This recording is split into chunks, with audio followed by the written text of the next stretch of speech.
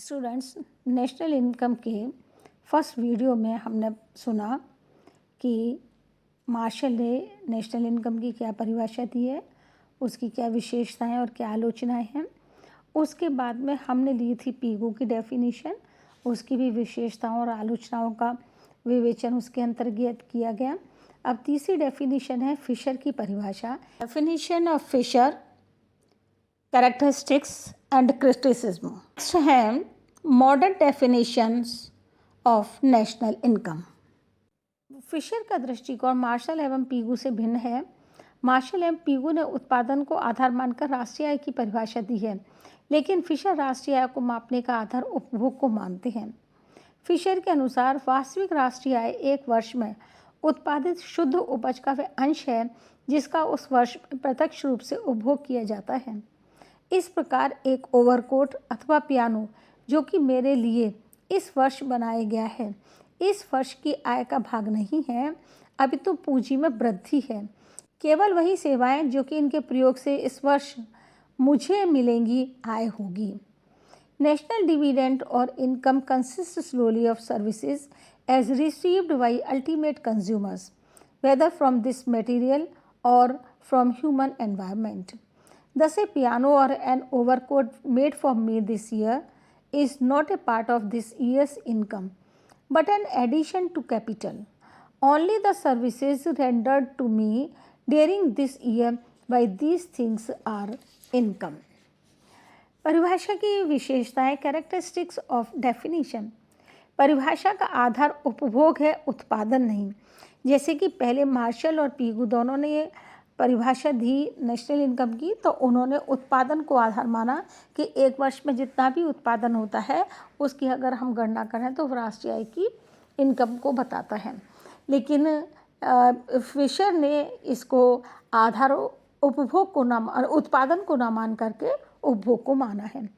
इनकी परिभाषा आर्थिक कल्याण के निकट है क्योंकि उपभोग का कल्याण से प्रत्यक्ष संबंध होता है। मात्र उत्पादन से ही उत्पादन में वृद्धि नहीं होती है। परिभाषा अधिक वैज्ञानिक एवं तर्कपूर्ण मानी जाती है। फिशर की परिभाषा की कुछ फिर भी आलोचना है। Criticism of definition. समयावधि का पता नहीं लगाना कठिन। टिकाऊ वस्तुओं की समयावधि कितनी होगी इसका पता करना बहुत कठिन कार्य है। जैसे फिशर का ओवरकोट यदि 500 रुपये का है तथा 10 साल तक चलता है तो 50 रुपये आय में लगेंगे, परंतु मार्शल एवं पीयू के अनुसार पूरे 500 के 500 रुपये उसी वर्ष की आय होगी जिस वर्ष में उसका उत्पादन किया गया है या जिस वर्ष में वो ओवरकोट और पियानो बना है।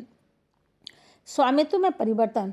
टिकाऊ वस्तुओं का हस्तांतरण हो जाने पर उनका स्वामी तथा मूल्य में परिवर्तन आ जाता है। जैसे कभी कभी हम सेकेंड हैंड चीज़ों को परचेज कर लेते हैं तो वो वस्तु का हस्तांतरण हो गया, उसके मूल्य में भी परिवर्तन हो गया और वो टिकाऊ वस्तु है तो अब दूसरे व्यक्ति के पास कितनी चलेगी, इन चीज़ों से भी राष्ट्रीय आय की गणना करना कठिन कार्य हो जाता है। गणना कठिन। उत्पादन की तुलना में वास्तविक उपभोग के मौद्रिक मूल्य की गणना कठिन है। उपभोग का कार्य विभिन्न उपभोक्ताओं द्वारा विभिन्न समय में किया जाता है, अतः कुल उपभोग की गणना और उनका मौद्रिक मूल्य ज्ञात करना एक जटिल प्रक्रिया बन जाती है। तो ये तो हमारे पारंपरिक अर्थशास्त्री थे जिन्होंने राष्ट्रीय आय की गणना की किस प्रकार से कर सकते हैं अपनी परिभाषा में बताया। अब modern definition of national income आता है, राष्ट्रीय आय की आधुनिक परिभाषा है। प्रोफेसर साइमन कुजनेट्स ने कहा है, राष्ट्रीय आय वस्तुओं और सेवाओं का वह वास्तविक उत्पादन है जो एक वर्ष की अवधि में देश की उत्पादन प्रणाली से अंतिम उपभोक्ताओं के हाथों में पहुंचता है। National income is the net output of commodities and services flowing during the year from the country's productive system into the hands of the ultimate consumers और into net additions in the country's stock of net capital goods. दूसरी definition है भारत की राष्ट्रीय आय समिति की। राष्ट्रीय आय एक निश्चित समय में वस्तुओं और सेवाओं की माप है।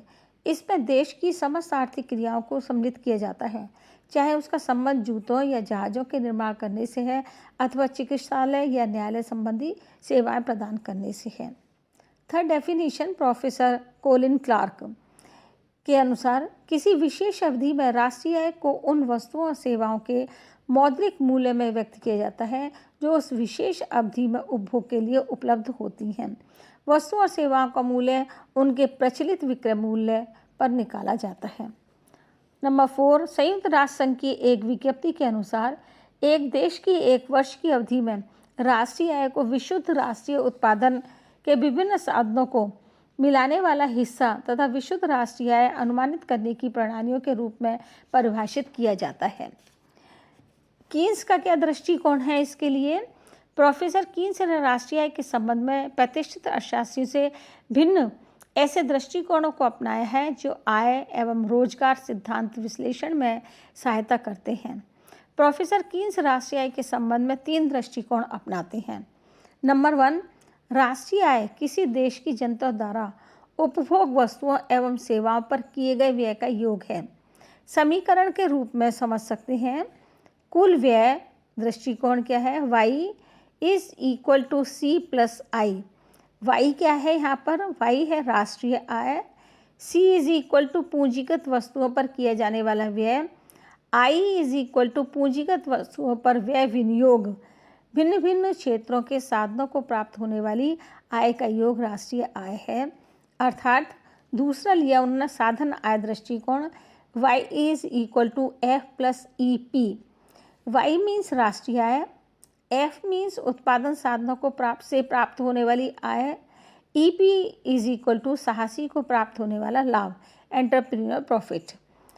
थर्ड है कुल बिक्री मूल्य। कुल बिक्री मूल्य से प्राप्त आय में से प्रयोगकर्ता लागत को घटाकर जो शेष बचता है वह राष्ट्रीय आय कहलाता है। अर्थात y is equal to A minus U। अर्थात y क्या हुआ? राष्ट्रीय आय, A हुआ कुल राष्ट्रीय उत्पादन और U हुआ प्रयोगकर्ता की लागत। तो इस प्रकार से ये नया दृष्टिकोण है परिभाषाओं का, जो कि कुछ परिभाषाएं अर्थशास्त्रियों और राष्ट्रीय आय समिति या संयुक्त राष्ट्र संघ के द्वारा दी गई हैं।